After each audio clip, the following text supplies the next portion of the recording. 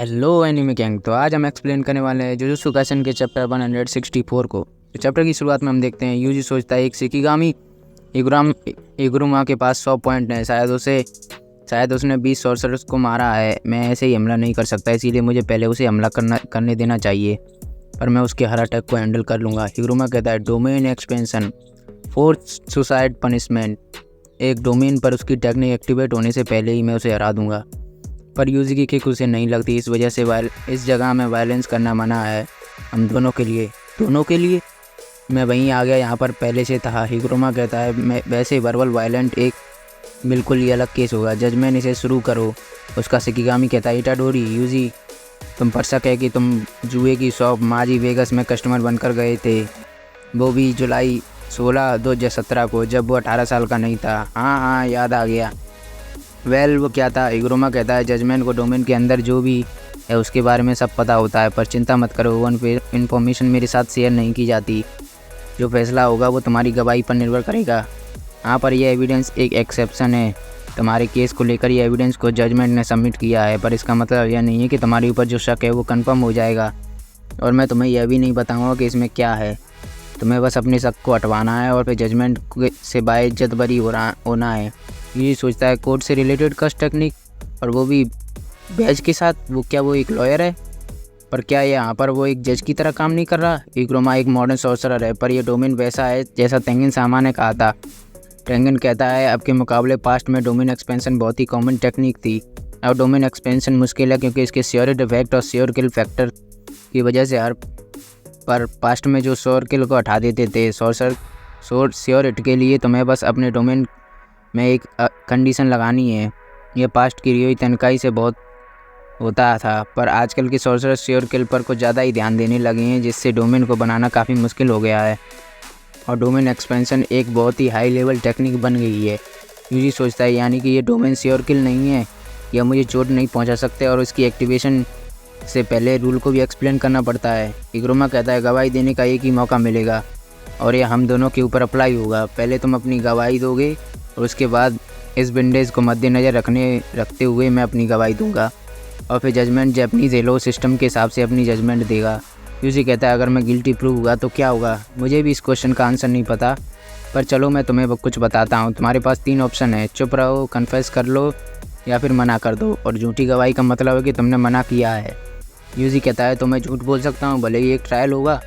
अगर हर कोई सच बोलता तो हमें ट्रायल की ज़रूरत ही नहीं पड़ती। तो अब अपना बहाना बनाओ, जजमेंट को ज़्यादा इंतज़ार करना पसंद नहीं है।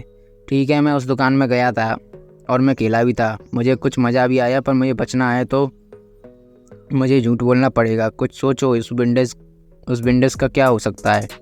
ऐसे पता नहीं, उससे मेरा गुनाह साबित हो जाएगा। सबसे पहला तो हो सकता है कि उस एविडेंस में कुछ भी ना हो, फिर तो मैं मना कर सकता हूँ या फिर शांत रह सकता हूँ। दूसरा, अगर उस सबूत में सिर्फ इतना ही लिखा हुआ है कि मैं अंदर गया था, तो मैं कह सकता हूँ कि मैं बाथरूम करने गया था, और पहली कंडीशन के हिसाब से कुछ नहीं हुआ तो एक तरीके से मैं खुद को ही फंसा लूँगा। तीसरा, अगर इस विंडेज ने साबित कर दिया कि मैं खेला भी था, तो यह मेरे लिए गेम ओवर है। क्या मुझे कन्फेस करके कम सज़ा पानी चाहिए? जब यूजी को एक आइडिया आता है। यूजी कहता है मैं जुए की शॉप जी वेगस में गया था, पर मैंने वहाँ पर सिर्फ बाथरूम ही इस्तेमाल किया। मैंने तीसरी कंडीशन को हटा दिया। अभी के लिए यही कहना सबसे अच्छा रहेगा। इग्रोमा कहता है ठीक है, और अब मेरी बारी। ये एक पिक्चर है जिसमें तुम मांजी वेगस के अपने अवार्ड को क्लेम कर रहे हो। जैसा तुम अभी चेहरा बना रहे हो, इससे प्रूव होता है इटाडोरी यूजी, और तुमने खुद कहा था कि तुम शॉप के अंदर गए थे, और इस फ़ोटो से पता लगता है कि वो बाथरूम का यूज़ करने वाली बात काफ़ी हद तक झूठ है।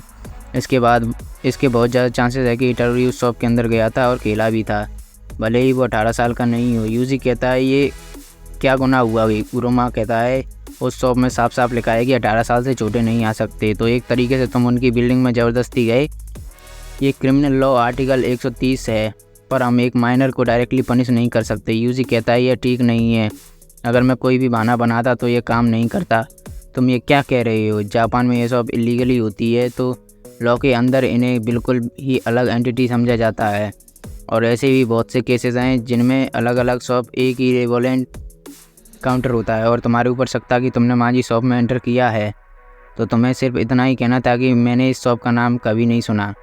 पर रुको, अभी तक जजमेंट नहीं आई है। जजमेंट कहता है गिल्टी, सबको जब्त कर लो।